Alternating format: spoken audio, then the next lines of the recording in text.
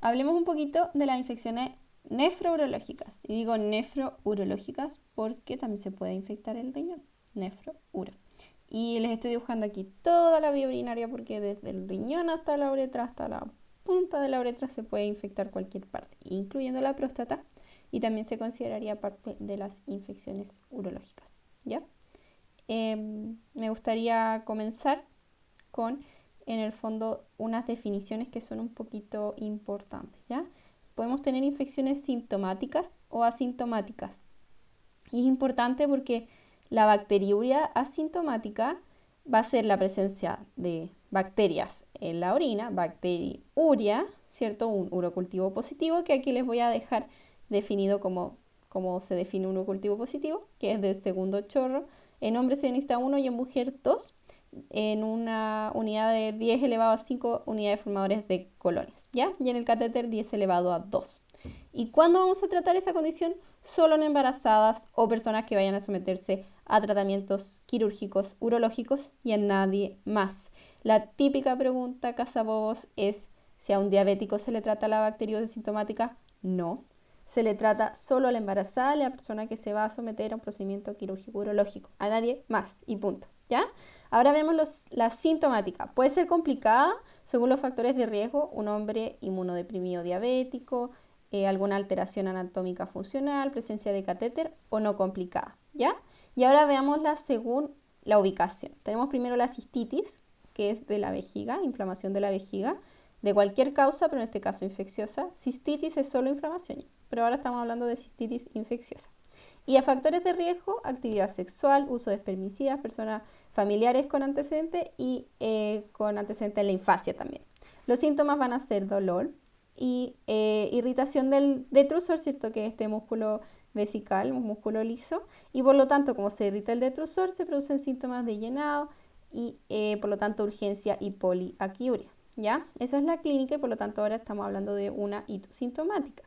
La clínica es diagnóstica, ¿ya? Y nos hace dar un tratamiento empírico, que puede ser nitrofurantoína 100 miligramos cada 12 por 5 días, que es como la primera línea porque la nitro se concentra muy bien en la orina, o ya podemos tener otros tratamientos como cefadroxil o otras cosas.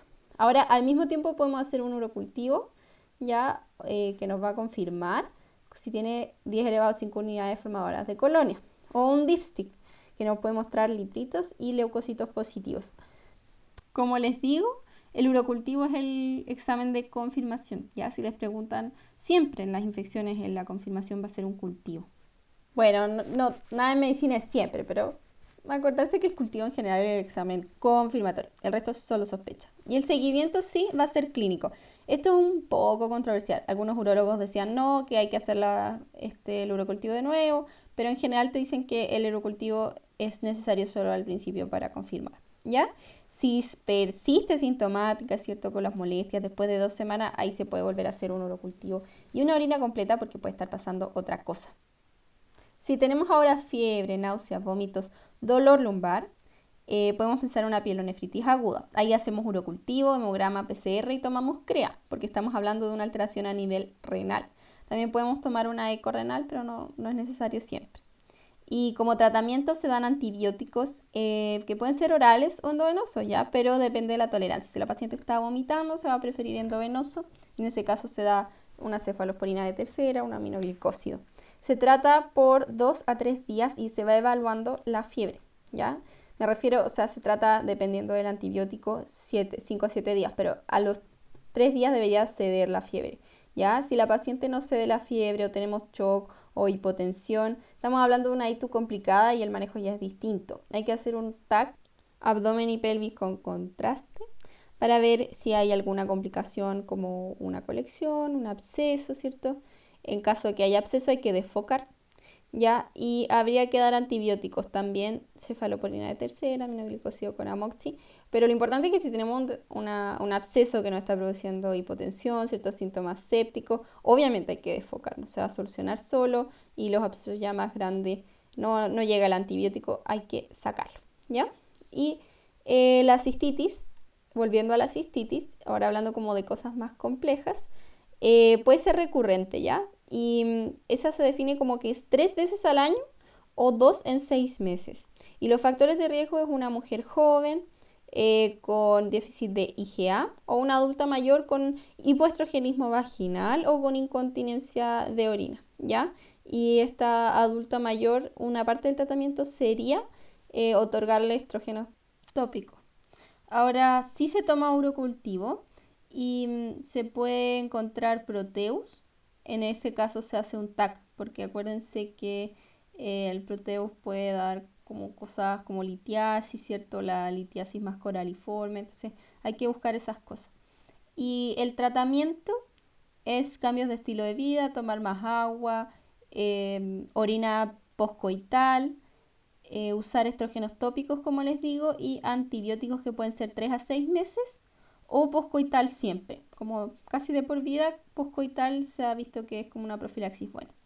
Y en cuanto a la infección urinaria asociada a catéter, recuerden que no estamos hablando de bacteriuria. Hay que recordar esa distinción.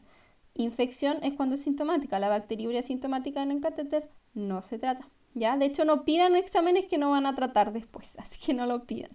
Entonces, el catéter urinario permanente puede tener una colonización polimicrobiana, ¿ya? Y si tenemos 10 elevado a 3 en el urocultivo, ¿cierto? Unidades formadoras de colonia, con síntomas, porque si no sería asintomático, con síntomas, ahí se dan antibióticos entre 7 y 14 días. O sea, son como un plazo un poco más largo. Está colonizado. La diferencia es que si hace o no hace síntomas. Y si hace síntomas, se trata, ¿ya? El otro caso de infección que podemos tener es a la próstata. Ya podemos tener una prostatitis bacteriana. El tema de la prostatitis bacteriana igual es un poco complejo porque hay prostatitis crónica, ¿ya? Pero en este caso, por ejemplo, un factor de riesgo importante puede ser una biopsia, porque es invasivo a ese nivel, una cistoscopía, una RTU, esas cosas que son invasivas. Y también pueden ser factores de riesgo sexuales, ¿cierto? De conducta sexual, de riesgo. Y una, en el fondo, uropatía obstructiva, ¿ya?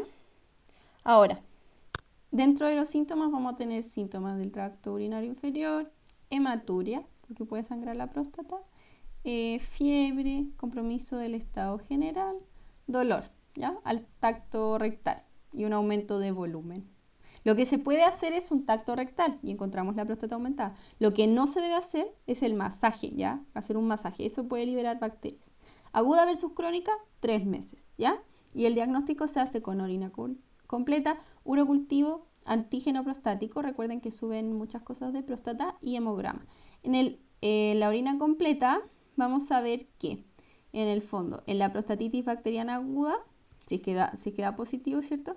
La prostatitis bacteriana aguda se dan antibióticos por un mes, ¿ya? Eso es súper importante porque menos tiempo puede producir problemas, tiene que ser un mes. Y la prostatitis bacteriana crónica, el diagnóstico se hace con la prueba de los 4 frascos. La idea es que el paciente orina, ¿cierto? Ese sería como el frasco 1, que sería lo que proviene de la uretra distal. El frasco 2, que sería como el segundo chorro, proviene de la vejiga, ¿ya? Porque viene más de más arriba, se va vaciando de abajo hacia arriba, ¿cierto? Lo primero es lo más distal y después se va vaciando más proximal. Luego se hace un tacto rectal, ¿ya? Entre el frasco 2 y el frasco 3. Y después del tacto rectal se supone que se libera en el fondo el frasco prostático, ¿ya? Y ese es el que se analiza para poder hacer el diagnóstico de la prostatitis bacteriana crónica.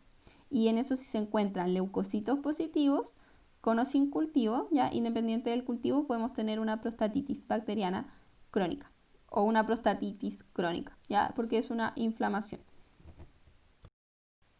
A nivel uretral podemos tener un síndrome de descarga uretral con uretritis, ya que sería dolor más la descarga. Y ahí pensamos en gonococo o en clamidia. ¿Ya? Se hace PCR o cultivo Taller Martin específico para gonococo y con eso se hace el diagnóstico. En Chile, si confirmamos, es enfermedad de notificación obligatoria el gonococo, ¿ya? Porque el gonococo produce mucha resistencia antibiótica, entonces está bajo vigilancia.